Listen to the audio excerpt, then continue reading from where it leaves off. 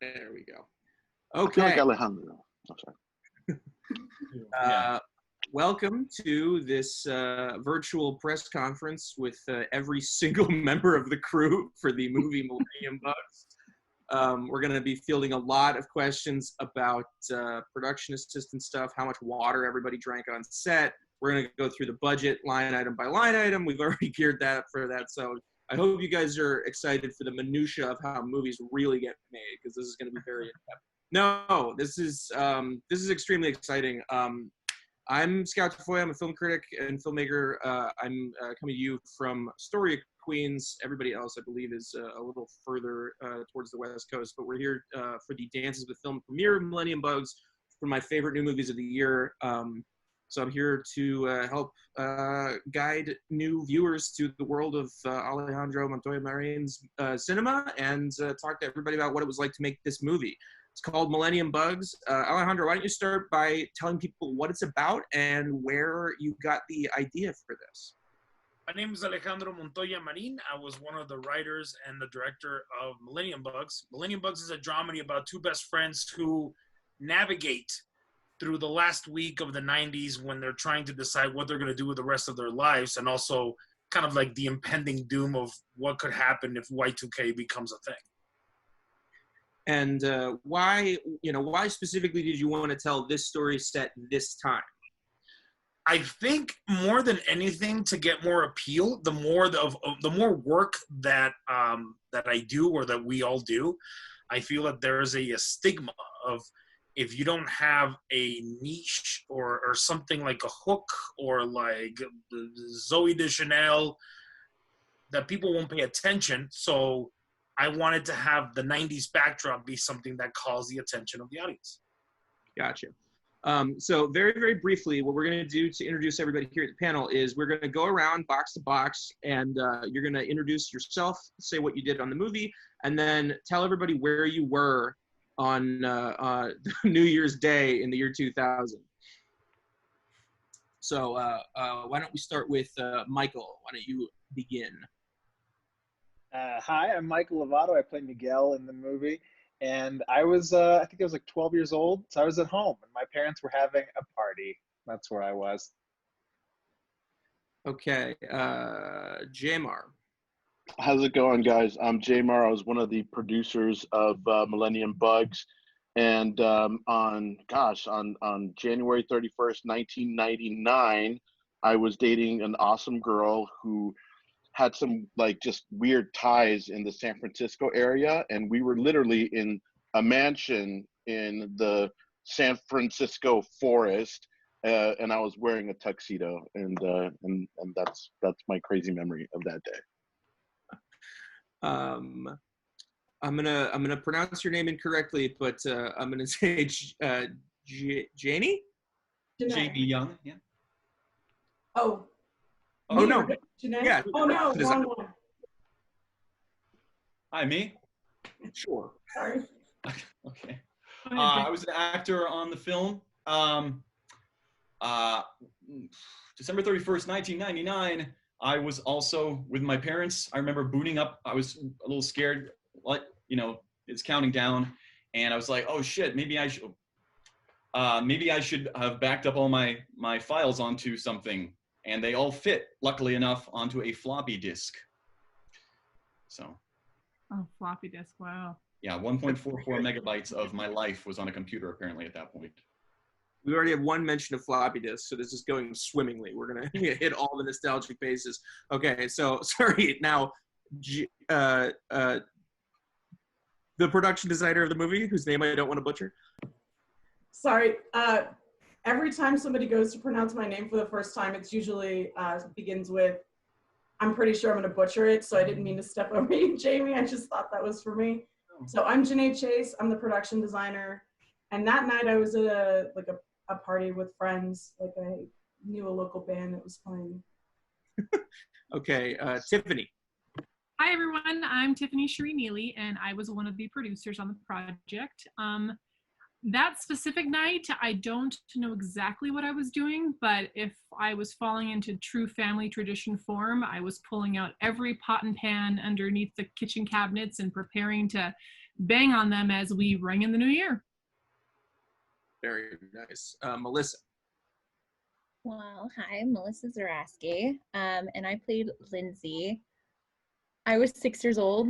I don't remember where I was at that time, to be completely honest. So I don't know. Honesty, the best policy. Katie Aaron. Oh, there I am. Hey, I'm Katie Aaron. I played Kelly in the film, and I was 9 in 1999.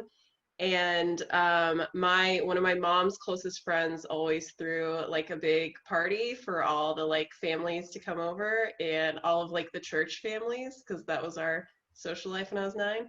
And I remember crying because I was sad that 1999 was gone forever. It was like one of my earliest memories of like understanding loss was that like 1999 was dead. Oh. Rest in peace. Yeah, exactly. And Ryan. Hello, I'm Ryan Allen Halsey, is the director of photography, and I was a senior in high school and was at one of the craziest, best house parties I think I ever ended up at, and it was very rowdy and involved lots of alcohol, and it was wonderful. So in preparing for a movie set, so far in the past, actors, what did you have to do to really get into the mindset of people who were terrified of Y2K? Alejandro? No. So in preparing to do this, these are characters that I think show a really beautiful kind of media literacy. They're the sorts of characters that we've seen before, and yet they're, especially in y'all's hands, extremely specifically rendered. So I just want to talk to each of the performers about the kind of work you did to kind of get inside the minds of these people, to kind of make them both understandable to the broadest possible audience, but also very specific and emotionally authentic. I guess we can start with Michael and work our way down. Yeah, I think the fears that Miguel is facing are very similar to fears that I face on my own. Certainly, his are more specific to being a comedian, but in trying to pursue acting, I think there's always that fear of what if you can't do it, or what if people don't support you. My parents are a lot more supportive than my dad in the film, I guess. But so I just it was pretty similar, I think, to stuff that I felt before. And I think the external stuff with like the end of the world type stuff, like we're feeling with COVID now, it only compounds the stuff that you're already feeling, So it was really just like that uncertainty and that fear really just makes what Miguel is already feeling just that much worse. Mm-hmm. Okay, Melissa. So for me, I just really wanted to make Lindsay, yes, she's the worst. She's the absolute worst.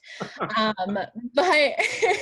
I wanted to make her maybe a little more relatable. I wanted to just make her, we've all kind of been in that situation, or I'll speak for myself. At least I've been in a situation where maybe I just haven't made the best decisions just simply because I wasn't sure what I wanted, or I wasn't sure where I was going in life or whatever. And so I made some really crappy relationship decisions because of which. And I just wanted to kind of bring that to the character, where it's just like, yes, okay, Lindsay's the worst, but she's also human and just trying to figure things out too, which I think is so well played out in Katie and Michael too. But as far as the end of the world, I am again gonna be honest, that wasn't something that I quite took a lot of time, just because my character didn't have a lot to do with that aspect, but yeah. Okay, Katie? Yeah, so one thing that I think is really cool about setting this movie in 1999, and what is so beautiful about these characters is that in putting them in a different time period, it actually sort of shows you just how timeless these characters and these struggles and this sort of like coming of age story really is.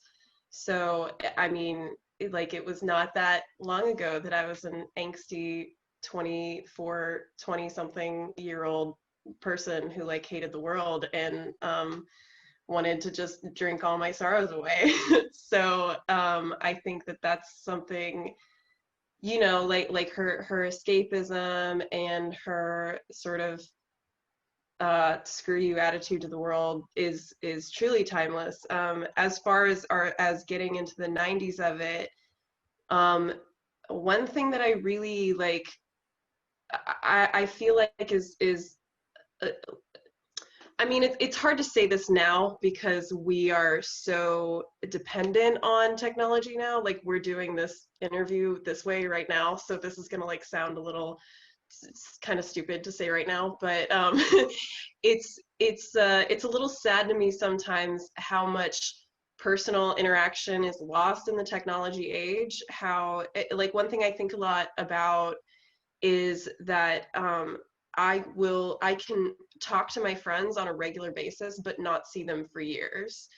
And even if they do live in the same city as me, it's like all we have to do is text to check in with each other. So with this movie, like I really liked diving into the fact that if it's a time period where if you want to see someone, if you want to talk to someone, if you want someone to like be your date for the end of the world, you have to like physically invest in that relationship. Like Kelly has to like go to the video store just to hang out with Miguel. And so that was something like being a character who didn't have immediate access to what my ex was doing all the time on Instagram, for example, was something that was like really like she's constantly wondering like, what is she doing? What does she think of me? Is she still mad at me?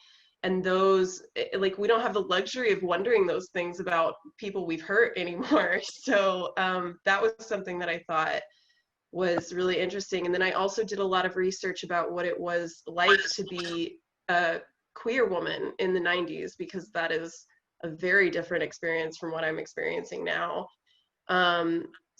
which, I mean, just was what it was. It added to her angst for sure. Yeah, sorry, that was really long-winded, but yeah, I think long-winded. Yeah. You seem to have been joined here by two new people. Why don't you guys introduce yourselves? Hi, I'm Thomas Nadas. Can you hear me? Yeah. Yes. Producer Okay. Producer of the film. Yeah, sure.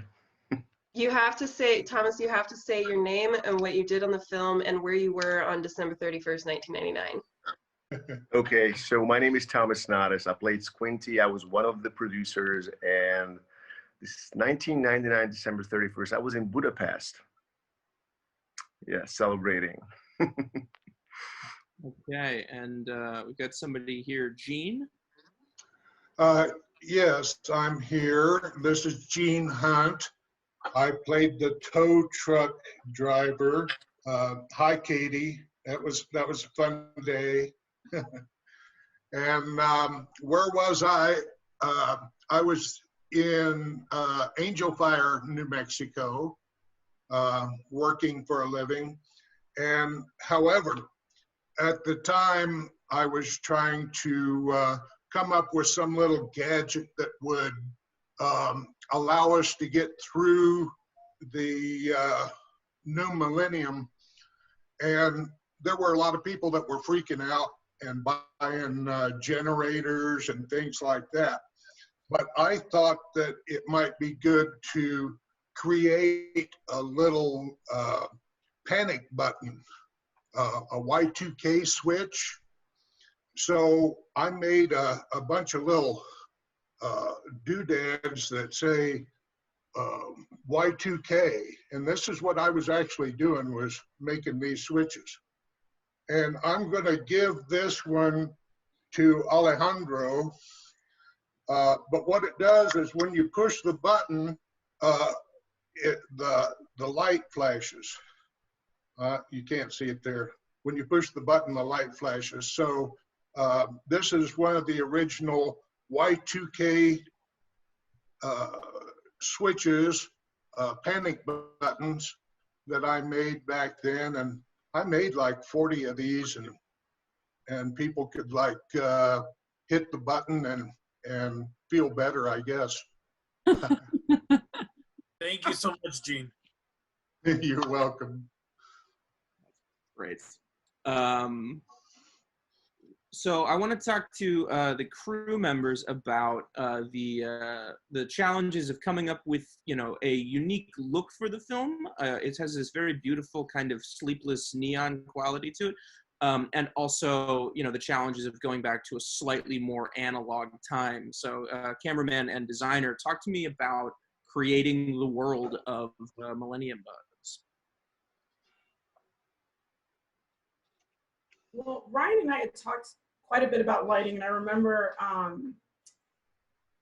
them mentioning Blade Runner, and in one of the bars when she goes to get on the phone, that to me is like the most direct reference in terms of lighting and feel, and the fan that had been set up to cause that shadow.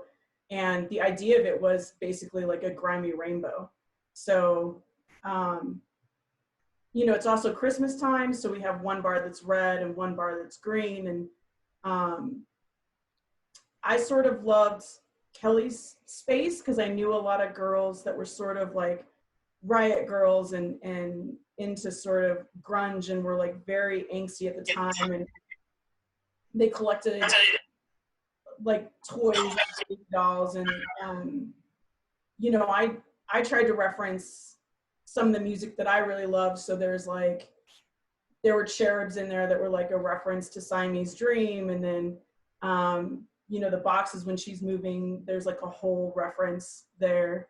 And so I just tried to pick things from people that I knew, and things that I remembered. And then I think that Ryan just did a really great job of letting me be part of the conversation with some of the choices that we were making. And I feel like we were truly able to collaborate on a level that didn't make it feel as low budget as it truly was. What about you, Ryan? Oh, yeah. No, I mean, what Janae was able to pull off, I mean, I can't even fathom how on the budget we had to even do a period piece. So, I mean, her work's incredible. Yeah, I know, like, early on, a lot of the conversation was, you know, being that we're doing a movie in the 90s, and, you know, and for some of us, like, I lived it and was there, and instead of being more direct regarding camera and lighting, I know instead of being more direct with just like, oh, what was the tech in the 90s and what were the styles in the 90s, we didn't want to be so on the nose, and it was more of, you know, what did we love movie wise in the 90s, and what did we gravitate towards. And I know for me and Ollie, like, I grew up, you know, we grew up on like Tony Scott films and that amazing look, early 90s, like Last Boy Scout and stuff, where it's, you know, it's every room is smoky and it's just, you know, really contrasty but soft, and just had, you know, just has such a vibrant colors. Like the colors are always so poppy, and you know, like the sunset filters and all of these things and the neon. And so we really wanted to bring that to the table. So, you know, we were able to pull some strings. We got, you know, some great anamorphic lenses, and which, you know, back then anamorphics and the flares and everything were just like all the rage. And yeah, you know, and then the other big inspiration, of course, for us and tying it into Millennium Bugs was, you know, like those early Kevin Smith movies, which, you know, this is so in that, you know, vein with mall rats and stuff like that. I mean, that's everything to me. I mean, those are the movies from Kevin Smith and Tony Scott and everybody in that kind of realm that got me into wanting to make movies for a living. So it was a blast being able to just use that as reference material and then really sculpt it and shape it, to work with the budget and and work with the script. Producers, can you guys talk, there's been a little talk about sort of stretching the budget. What were some of the challenges in making this movie? Were there specific hurdles that you had to clear that made this a particularly memorable experience? Take it, Tiff. Yes. Okay. So the one thing that I'm sure that jumped straight to Jamar's mind and mine was, we're an indie group, right? We're trying to make things happen quick and creative, and we're trying to make everything come together and do the best we can. So we did an Indiegogo campaign for this project, and the most stressful thing about the budget was having the budget. And we were slated to get our disbursement from Indiegogo while we were shooting, and they withheld the funds from us. So we kind of had this freak out moment where there was just a communication disconnectivity there of us being able to continue filming in the middle of it and funding the film. So I will say we got the money. We had a little panic moment. Everything worked out in the end. Clearly, we're premiering, but that was definitely the most stressful thing for the Tomas, John Kaler came to the rescue to help us out, man.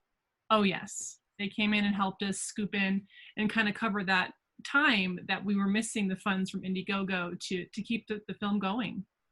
So thank you guys. Yeah, just to dovetail to what Tiff was saying and to what Alejandro mentioned, there was kind of like a scary moment midway through the film where it was like, oh my gosh, how are we going to pay people? Because this Indiegogo choke kind of like held it up. And like Alejandro mentioned, Tomas Nadas and John Kaler really came in like the Avengers, like Iron Man and Batman. We're just going to combine Marvel and DC universes, and really just it's a small film, right? And there's a collaborative effort from a lot of people to make this thing happen. So that being said, it really takes everyone's talent and everyone's patience, and in some cases money, to keep the wheels turning. And we got very fortunate that we were in a group of people who all saw the vision that this film was special, and we're all very happy that it has now come to life for the Dances with Films Film Festival.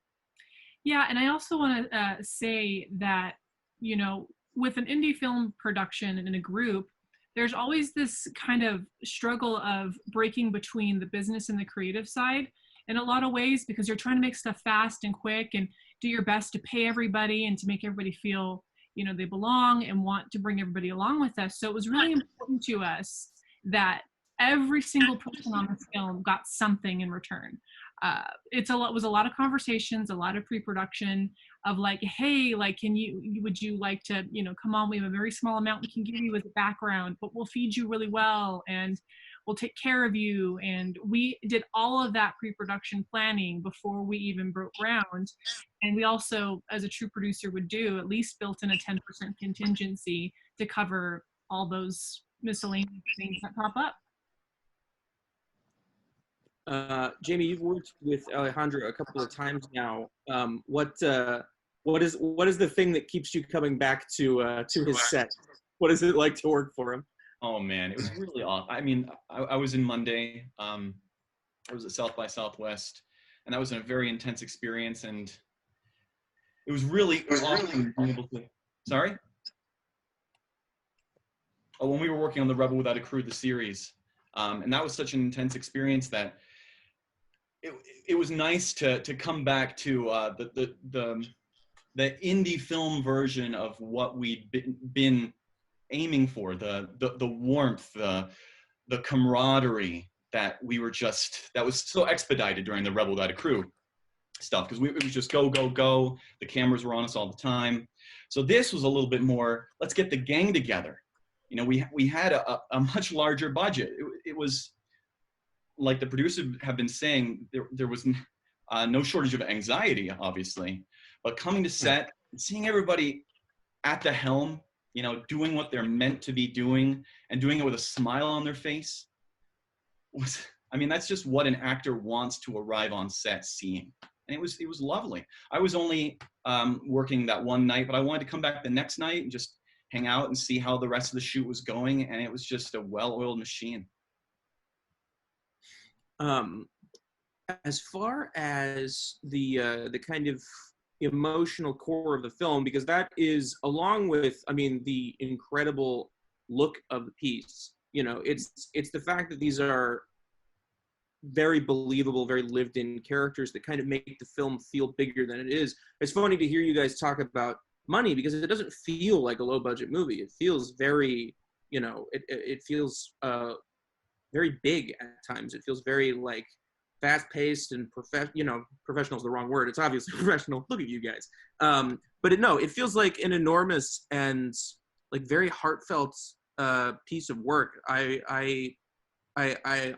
kind of taken aback to hear about how the money troubles sort of overtook the set, because it really does feel like an enormous movie in a lot of ways, in all the important ways. I want to talk to you guys about, like, moments for your characters that kind of felt like the linchpin for them. You know, do you have recollections of feeling like, oh, this is this character, or, you know, the kind of the things that stay with you about finding the core of them? Do you mean like within the script? Oh, sorry. And in the performance of that, you know, while you're on. I think for me, I think this, like, if you've seen the movie, this was probably gonna come as a surprise because it's a little bit of a small moment in the movie, but I thought the most telling scenes for Kelly were the two scenes. I think there's the two scenes with her attorney, who's the friend of her parents, and I think there's actually there's like 3 or 4 scenes, but there's a scene at the beginning that shows where Kelly is in the beginning, and then there's a scene in the middle where you start to see her crack, and then there's scenes with him at the end where she's broken. And I think that because the attorney is sort of this like a representation of, like, the ghost of her parents in a couple of ways, I think that he is strangely the person that I felt in those scenes that she was the most vulnerable with early on. There's sort of, I think he's the first person that she admits, like, I don't know what I'm doing. And like, I almost felt like in those moments I had to whisper it because I didn't even want to admit that to myself. And so I think that those moments with that attorney are early sneaky windows into Kelly's soul before she, you know, completely breaks with Miguel and puts it all out there.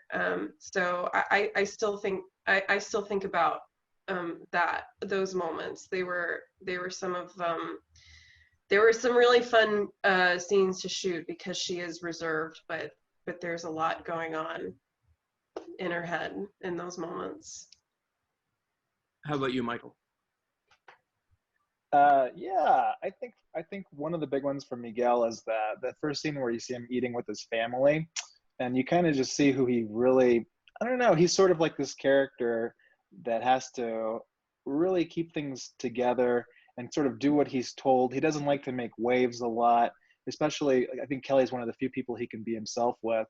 But yeah, I think he's really, he feels a lot of pressure from his parents not to rock the boat. I think he's a very contained kind of person. And then I think, if I can use a second one too, I think with, like, when he and Kelly go on that total bender, I think you see, like, you know, people that do push all that stuff down, like, it comes out at some point, you know, and all these feelings that Miguel has, you know, they kind of just overflow because he's just been kind of trying to contain them so much. And then by the end of the movie, I think he's found more of an equilibrium, which I think is really cool. And Melissa. It's not a question. I think for me, it simply was just the moment of walking away. And I don't even know if it was necessarily for my character. It was really for like the relation between Miguel and Lindsay. I think that for me was just a moment that I was just like, okay, like this is a realization for him, and then finally a closure for her, I think. So, yeah. Producers, when you guys, you know, sort of came on board for this project, what about it made you want to invest your time and your energy and really make this thing the film that it is? For me, it was actually the passion of Alejandro, to be quite honest with you. He had me sold. He and I had wanted to work together for quite some time, and it, you know, it just, this was the project. And he approached me with this film, and he was very passionate about it. And you can't help but not gravitate towards that energy and want to just dive right in. I met Alejandro on the Rebel Without a Crew project along with Ryan Halsey, Jamie Young, and Kenneth McLaughlin, who was the first AD.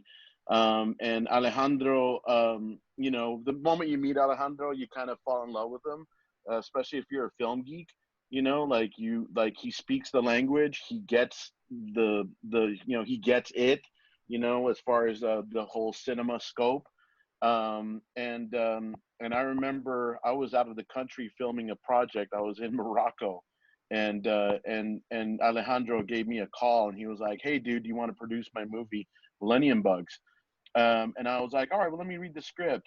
And I was really, really, what's the word here? Just, you know, really affected by the script, because I was sort of like thinking that it was going to be a project like Monday, and I had actually read Alejandro's previous stuff in the sequel to Monday, Tuesday, which is all very kind of like actiony and kind of like, you know, very testosterone driven fueled action type stuff. So when I read Millennium Bugs, the first word that came to my mind after I read it was how tender it was. I thought it was a very tender film about friends and friendship and people who are learning about themselves in a very, very strange moment, kind of like how we are all doing during this pandemic. It's kind of strange how, you know, how the timing of it all, like how Y2K kind of nails that same feeling of what we're all going through during this lockdown and this weird time in our history. But I also thought that it felt like a John Hughes-esque type of film, which really also, you know, attracted me to the project, because I'm a huge John Hughes fan as well. So I immediately told Alejandro when, where, and how, and I got in a car to Albuquerque, New Mexico, and we started making this movie. I think I was the very last producer attached to this project, and it was during pre-production, but Ale and I were talking about different projects before this one. And to me, this one just came out of nowhere. And when I read the script, I told my wife, and she said, jump. I said, okay. And it was so funny because I remember Ellen, Tiffany, and Alejandro had a meeting, and I think there was someone else over there too. And I was in the middle of a party, and I said, guys, I have to go. And then basically I jumped into my car, and I just met at U Studios with all those guys.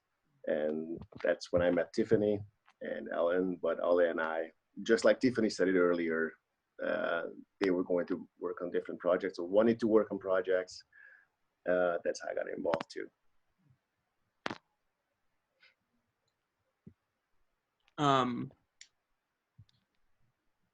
Sorry, yeah, that's beautiful. I love that. So Alejandro, your movies, especially like, you know, the short work that you did this year and Monday, there is, as they say, this kind of action comedy bent to it, I guess. You know, I think it could have been easy for you to sort of just stay on that path, but you veered here in a really interesting direction that kind of complicates the other work that you've done, because now there's this very wide open and really relatable and beautiful emotional center to this film that I think kind of primes you and shows you off as somebody who can do a lot more than, you know, what maybe people would assume watching some of the earlier work. It's really quite astonishing. Why did you want to tell this particular story? You know, it was split between these two characters who seem very, very different despite their clear affection for each other. You know, where did this come from for you? Well, it was, we said it, I mean, a part of the story is Katie and I wanting to work together, but then also the ability that I had to write something that's got more, I guess, more slang that doesn't, you know, my job is to always try to challenge myself as a filmmaker and like, oh, well, this one doesn't look like Alejandro wrote it or something, or the same genre. I don't want to fall into the same thing. So I think that, you know, an element that everyone will, I hopefully gravitate is just friendship. Like, to me, I'm both characters, both of them, like split. And I'm always the guy that, like, my friends come over and like, Alejandro, let me tell you something that you can change. I'm never that guy. And I love that because it means that if they stay with me, even though they're just trying to give me suggestions. And I think that we all grow from our friends. And more than anything, I mean, you start seeing patterns of like unrepresented groups, and you start seeing unrepresented themes. And I wanted to make first a relationship based movie. This, like, the first draft, I think you guys were thinking of you guys, will they, won't they? And then immediately I think I called Katie and I was like, Katie, what do you think if we make the character LGBT dude and it's just about fucking friendship? I said the F word, damn it. For real. You blew it. It was about that. And then it was just like, can we please do let's just do a relationship friend. Like, they never end up. There's never a hint. There's never like a slow push in when they look at each other. No. And that was it. I love my friends and I get to work with them. I'm lucky. Yeah. It's there's truly nothing better than making movies with crews that you love and trust. Can you talk about, you know, sort of the way that you shoot and edit this? It has this real kind of propulsion to it for the most part. There's this really beautiful kind of comic energy, this sort of like, you know, Kevin Smith was mentioned earlier, but also there's like a little bit of like Joe Dante or even Robert Rodriguez. Talk about like filming, you know, this kind of story about friendship as if it's like an action movie, you know, like what were the things that you're thinking of as you're doing shot setups and thinking about the editing and all that? How do I make the audience not get bored? That's it. It's how does the camera move to their characters? Like, she gets a lot of camera shots that are very, and he's a little bit more peaceful. And I think it's also just like Ryan and all of us. Like, for me, it's, I want to get the reassurance of my crew. They're like, oh, is this from this movie? I'm like, totally. And Ryan and I just want to make something that we like.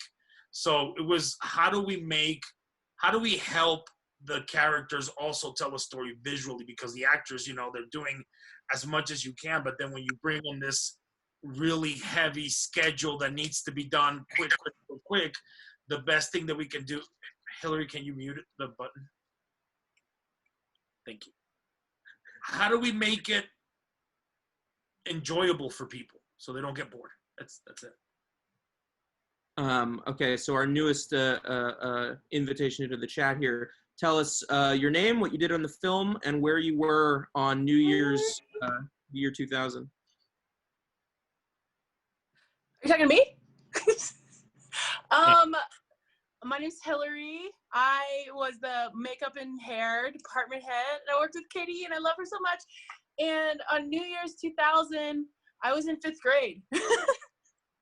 I was in 5th grade, and I was panicking just like the rest of us. Can you talk about coming up with the looks for your for the characters in this film and the kind of work that you did in preparation for that? Yeah. So what I did was like look up a bunch of 90s TV shows to see what was trending and what was popping. And there was a bunch of crazy hairstyles, but you know, we didn't have main characters with those crazy hairstyles or makeup looks. And makeup back then was so bad. I just want to say it was so sad. So I made a huge vision board for all the characters and what looks, and I would bring that to work every day. Excellent. Ryan, to piggyback on what Alejandro's talking about with, you know, sort of figuring out the visual language, I guess, what was the most important rule for you in the way that you're going to shoot things? I mean, you know, there's so many kind of moving parts to the neon light and the interior versus exterior and all that. It looks complicated, and maybe I'm projecting, but can you talk a little about, you know, the kind of day-to-day finding the look and the feel of the piece? Yeah, absolutely. So I know in pre-production, you know, Janae, Ollie, Kenny, you know, producers, you know, it's like whoever was around, you know, we definitely had a very open, you know, kind of process to where, you know, we wanted input, we wanted, you know, to know. And the tough thing, you know, I guess lowest common denominator is a lot of it really was determined by budget and schedule. We were being really respectful, knowing, you know, working with friends and pulling favors. You know, at the time, like New Mexico was super busy. So we had a lot of, you know, interchangeable parts, and, you know, had like three, by the time we went to Austin, 4 different ACs, you know, not because anybody did anything wrong. It was just like, oh, hey, I got a high paying job. It's like, cool, we just need to find somebody to fill in. And so we were very fluid and respectful of everybody's time, which worked out really well. And I think, you know, in that pre-production process, you know, ultimately going scene by scene, knowing what we need to convey in that scene, you know, and Ollie's big task in that is working with the actors to make sure, you know, they're conveying the emotions and the feel and everything that needs to be there for the scene to work, in whatever capacity, whether it's more on the nose, whether it's a little more, you know, subtext and you know, leading to something that will get picked up later on. So really crafting like how we approach our coverage. You know, do we want to have a lot of movement in this scene? Does it, you know, should it be handheld? Should it be, you know, on a slider?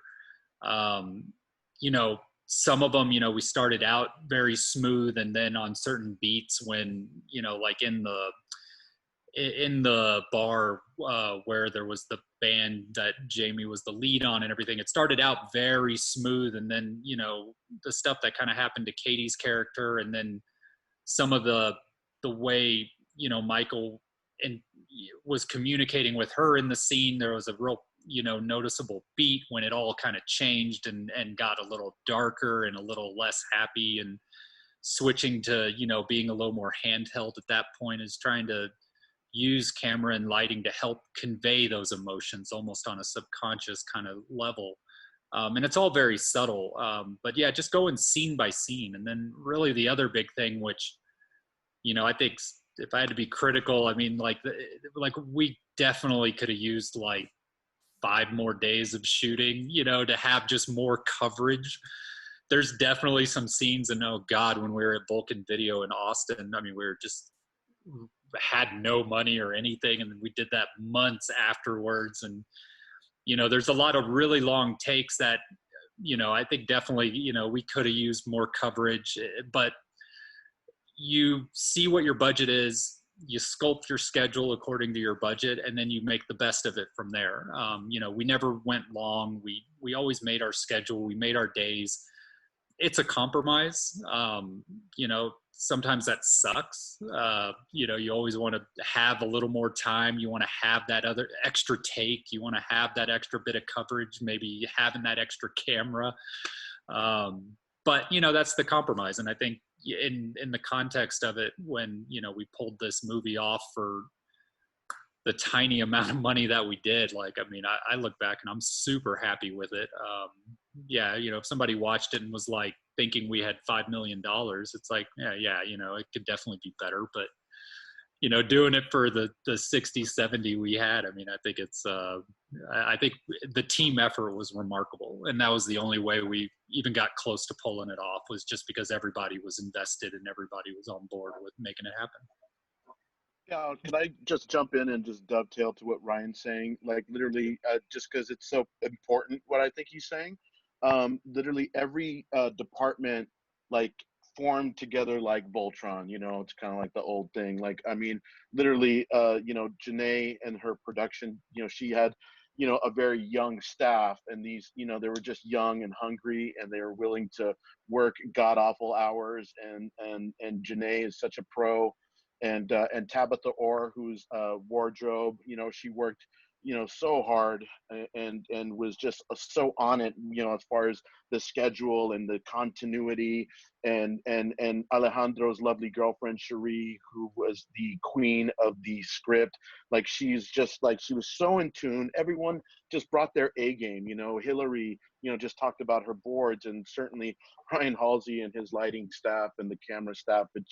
It's literally, it's really a collective of so many people who really just care about filmmaking. None of us got rich making this movie. We got rich, our souls got rich, but our pocketbooks are still a little thin, but all that is really anchored with the performances in this film. We're really, really, really, really proud of our two main performances as well too. Like, literally, Katie Aaron and Michael Lovato, just bring it. You guys just, like, literally, you make this film watchable. You make this film so good. And I'm proud to show this film to everyone, and everyone who sees the film is entertained by it. Like Alejandro, was saying that he likes to keep the film entertaining, and that's also a testament to his talent and character as well too. So I just, wanted to just dovetail what Ryan was saying, because literally it takes a village, and this was the village that we had for this film, and it'd be fantastic to get the band back together again for another one. So. Oh yeah, just real quick, he's not here, so I just want to show him some love. But Kenneth McLaughlin, our first AD, I mean, he absolutely wore so many hats on this. I wish he was pretty sure he's working, but yeah, he'd have some great input. He was our first AD, handled all the scheduling stuff. Partway through the show, he ended up having to be his own second AD. He was also acting in it. He's probably wearing too many hats, but yeah, there was a lot of sweat equity put in by that guy. So, big kudos to Kenny. He definitely had 2 chains. Gene, I want to ask you a question. I know you've been involved with a number of different independent productions. Was this a markedly different experience for you working on this film? Well, I've really admired Alejandro's work, and I watched him grow, and especially when he was involved with the Rebel Without a Crew series, and another short film that he made, Leslie, which actually kind of has some of the same overtones as we're seeing in Millennium Bugs. So yeah, I was really pleased to be able to be involved with the movie, and also wanted to just say that I was really impressed with performances by Katie and Michael.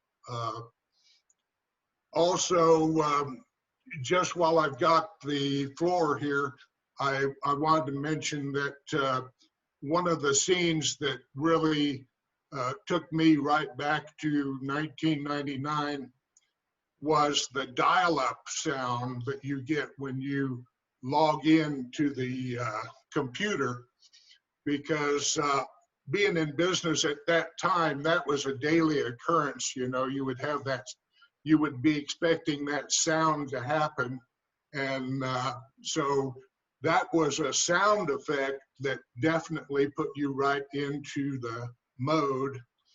And also in that scene, I enjoyed the fact that both of the characters had just woken up to realize that the world is actually still there.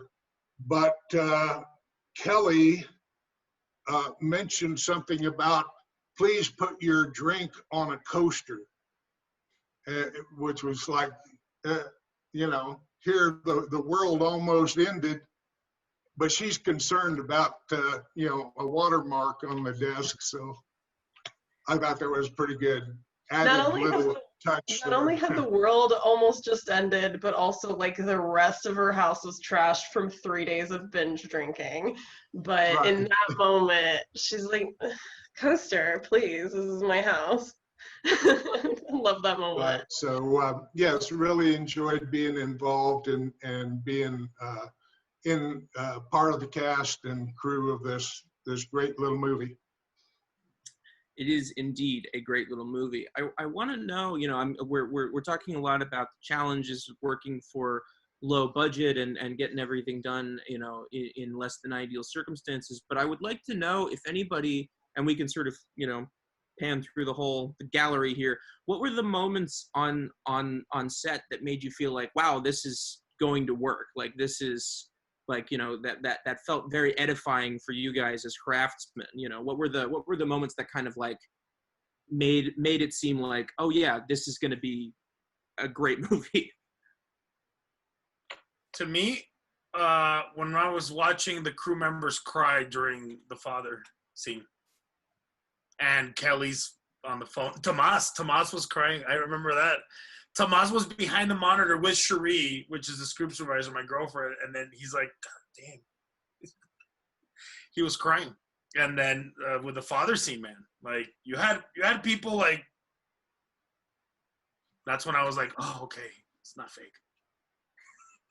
That's great. Michael. Yeah, I think I almost called her Kelly. Kelly and I have talked about this before. Katie and I talked about this. It felt really good. I think we both liked doing that rooftop fight scene.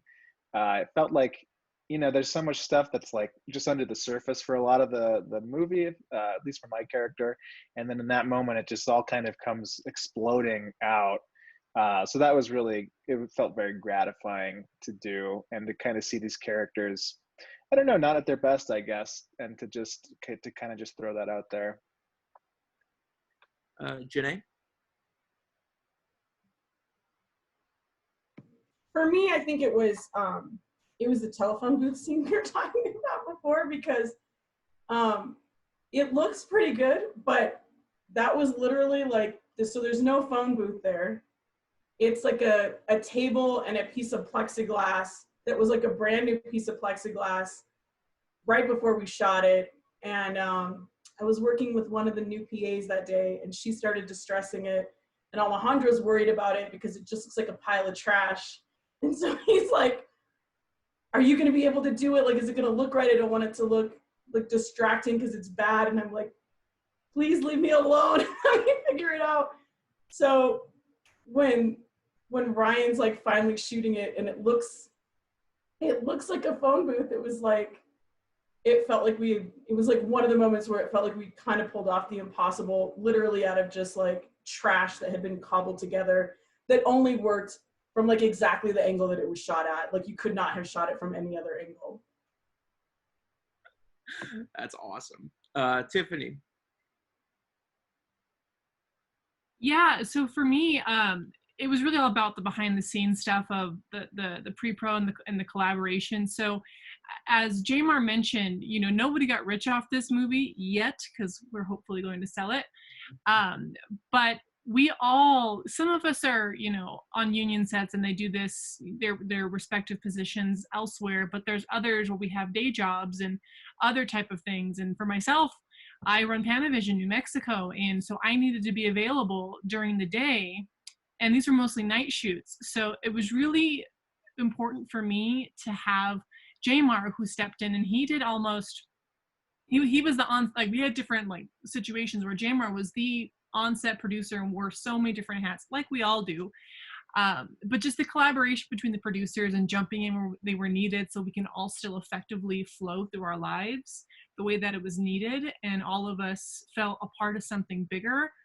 It was just something, it was an unexplained gratitude that I knew that come hell or high water, this film was going to be made, and it was going to be one hell of a ride and a memory where I gained so many close friends and relationships from this project.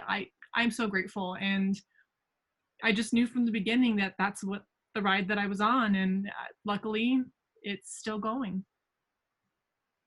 Melissa. So for me, I've had like a great opportunity to be on a number of union sets, and I've also had the opportunity to be on a lot of indie sets. And the cool thing about walking onto this set, and it really was just all behind the scenes, was one, it felt like a union set as far as like professionalism, but it felt like a non-union as far as family.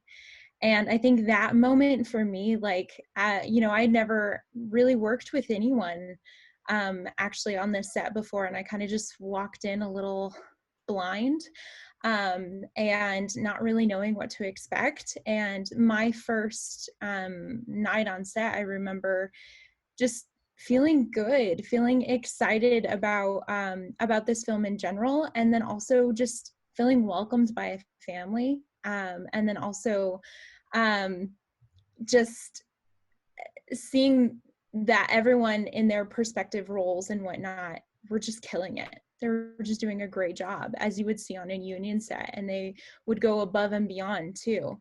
And the hard work and dedication that, you know, coming in as an outsider, I think was really a moment for me that I was just like, this is awesome, and this is going to be good. So awesome. Jamar. You know, there was one moment where we were at the tow truck facility, and there was an incredible buildup for the scene where Katie's character Kelly throws the object and breaks the glass. And you know, there was like a lot of like safety talk and a lot of like, oh my gosh, is it gonna look good, like we should try it. And there was like, I would say there was a lot of anxiety on set too. I think Katie didn't want to like mess it up, you know, because we only had like one shot at this thing, or maybe we had two shots at it. Actually, we had two shots at it, but in that moment when we effectively pulled off that shot, which is in the trailer as well too, but it's almost one of the more iconic shots of this film, where, you know, it's that crazy moment where she breaks into the tow truck area with Miguel, and it's like that. I love that sequence of the film actually, because it's very fast paced and exciting, and it's like, ooh, they're so mischievous and they might get caught, and it's super fun. But just that actual moment while we were filming it and we were looking at the playback, it really just resonated with me that we were making something different than Monday, and perhaps even something better than Monday, and that felt exciting for sure. So that was my one moment where I was like, you know what, Millennium Bugs is going to be the shit. And also just once again, like every time that Miguel and Katie have a scene, like literally it was gold. Like I don't think if I've effectively communicated enough then, I'm going to try and effectively communicate it now. Like every time I was on set physically watching them do their thing, watching Katie Aaron and Michael Lovato do their thing, I was excited. I was like, this movie is going to rock. Katie, how about you? Yeah, Jamar, I love that scene, and it's it's so, I probably practiced throwing that rock for like an hour, and then I still like didn't hit the middle of the window. But I'm so sad. Like that. Not only is that shot in the trailer, it's also in the festival trailer. I don't know if y'all saw that, me breaking the window with the bat. So yeah, clearly that scene like was totally worth it.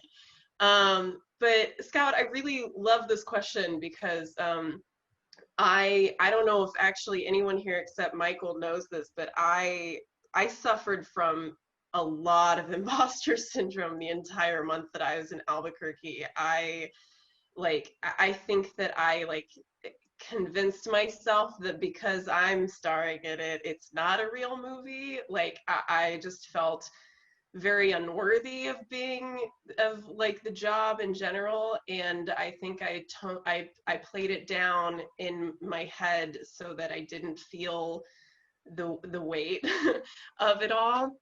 And I'm already tearing up talking about this, so I'm sorry if I make a fool of myself. But it's actually the same scene that Janae was talking about, where we walk into the second bar.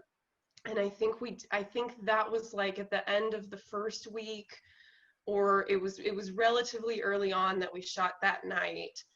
But it was after a few night shoots where we had worked from like 7 p.m. to 7 a.m. and it was like it had the grueling work had already, we were sort of like really run down by it. And again, I was like suffering from my own like whatever. But I remember the scene where I first walk in and Alejandro, I'm sorry, I'm such a fool.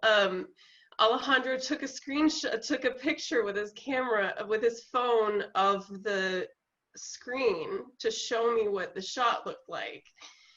And I didn't recognize myself at all. I was like, this isn't Katie at all, this is Kelly. And that was sort of the moment that, I don't know why I'm so emotional, I'm sorry y'all, I'm a Pisces, it's ridiculous. But yeah, that was the moment where I was like, oh, I'm not here to like, this isn't about my ego or my fears or whatever, like I'm Kelly right now. And that's when it all hit me, like it's all real, and here I am. And it was a very weird moment for me. But yeah, that was that. That's lovely. That's extremely beautiful. That's, yeah, everybody here clapping on their windows. I love it. I just love it. Jamie, how about you? Yeah. Wow. Well, having worked with these guys on Monday, I mean, they were friends. You know, it was a very warm experience working on the short, and then it was a very intense experience doing that show, making the feature film. But I'd like to echo what Melissa said. It felt like a union set walking onto this set, going to U Public, which is an independent production house here in Albuquerque. And there's Kenny with the clipboard, you know, our AD. You know, we're signing in. And then there's Tiffany with more paperwork that's at a production desk. There's Tabitha, our wardrobe. And she had so much, including a fake parrot about maybe a foot tall. So that was quite incredible for the, because I was leading the pirate rock band. So I thought, you know, maybe I will have a little rough or something. And then Hillary making me all up. It was just from one department head to the next, and it was everybody had their expertise. It was very warm. It was very friendly. Everybody was communicating. You could hear all the radios going on from set. We all get into a van, go down to the actual location, show up. There's all the fog machines going. This bar was duded out like Blade Runner. You know, you had all the colors. You had the fog, that aesthetics that Alejandro is known for. You know, he's known for it now, and he's pushing that forward into these new genres. And then to see him looking at the screen and Kenny there and Ryan, you know, these experts, these guys that they're, like I was saying before, they're just meant to be doing this. And you walk up and they're not only experts, they're your friends, you know. It's just such a warm, such a professional feeling that you wouldn't want to be anywhere else. That's wonderful. Ryan? All right, I'll probably break from the mold. So for me, really, there wasn't necessarily any big like moment where I knew this was gonna be completed or whatnot. I mean, for me, it's once pre-production is the big question mark, because I feel like for me, pre-production is where it's like, if the plug is going to be pulled, it's going to be, you know, when you're still prepping, before the money's all spent, before, you know, the crew's on the clock. Once the schedule was locked in and day one was locked in and we, you know, finished prep and started, everything else was just, it's just easy. I mean, it's not, but filmmaking's just troubleshooting. That's all it is. I mean, like, it's much to do about nothing, really. At least from my side of life, with all the technical stuff. Like, I don't know how actors, and I don't know how you guys do what you do. I mean, it's incredible. But yeah, troubleshooting it's fun. I think I enjoy it. I think that's just part of it. And I mean, Lord knows we had tons of it on this project, with, you know, crew people dropping out, you know, just honest mistakes here and there that you got to deal with. You know, we had some interesting Albuquerque nightlife characters show up, you know, to the set. I know Janae's got a good story, and Tomas has a good story about that one. You know, where, yeah, you know, police, we had to call the police, and, you know, thank God they're, you know, doing what they do and helped us out, because we had a rogue, you know, person with definitely some mental issues who probably needed a lot of help. But, you know, when he took a bat to our grip truck and shattered the windshield and is scaring people half to death, and we're locked in a location after wrap waiting, you know, to try and like get out of there safely. I mean, even with all of that, I never once doubted that we wouldn't, you know, complete a movie and be proud of it and be happy with what we got. Excellent. So we're gonna do this very, very briefly, and then we gotta wrap up here. So, Tomas, do you have a quick story? Yes, I do, and I'll be really quick. As Tiffany mentioned it earlier, that we had some problems or troubleshoots with Indiegogo, and what made me realize this was not just a film making, this was actually a family who was making a film, because even though everybody got paid, they understood that we had some difficulties, and they're all professionals, they're all union people, and they didn't walk us. I mean, they just stayed. They didn't walk out on us. And that's what made me feel like that this is going to be amazing, because it was their heart and soul and not just their money and wallet. I was just quick. That's what made me feel good. Hillary, anything stand out especially? Yeah, actually, so I read the script and I thought the script was good. And I was like, yeah, I'm happy to be a part of this. And then I go to set and I start to see what's being shot, and I start to see how Alejandro's vision's coming to life. And I didn't see that in the script at all, but the magic of what he brought to the screen and what the characters brought in the atmosphere and was incredible to me. So I didn't have an exact moment, but I was like, this script just went good to amazing. And then that's when I knew that this is going to be the best thing I've worked on. Excellent. And Gene, last word? It was great. You know, I mean, the idea is that once you come this far, and all of the other productions that you work on, it finally starts, everything starts fitting together, and then you get a great result like Millennium Bugs. So there you go. Excellent. I want to thank you guys for making time to do this. I want to thank you guys for making such an incredible film. I I really love and believe in this movie, and I wish the best for you guys going forward. And I just hope that more and more people get to see this, because it really is a lovely piece of work. It's, you know, beautifully open and emotional. Everybody does a great job. And I hope you guys have a great rest of your festival experience. And thank you, everyone, for watching and for being here. The music, Charles Newman and Mother West, thank you for all the music. Every band that was in it, Ash, Soul Asylum, everyone, thank you. Thank you. All the soundtrack was recorded before 1999. There you go. Thank you. Bye. Thank you so much. Thank you, Scout. Thank you. Thank you, Scout. Thank you, Scout. Thank you, everyone. Guys, enjoy the movie if you guys want to see it again. If not, let's talk. I miss you guys. Bye, guys. Bye from Europe. Bye, guys.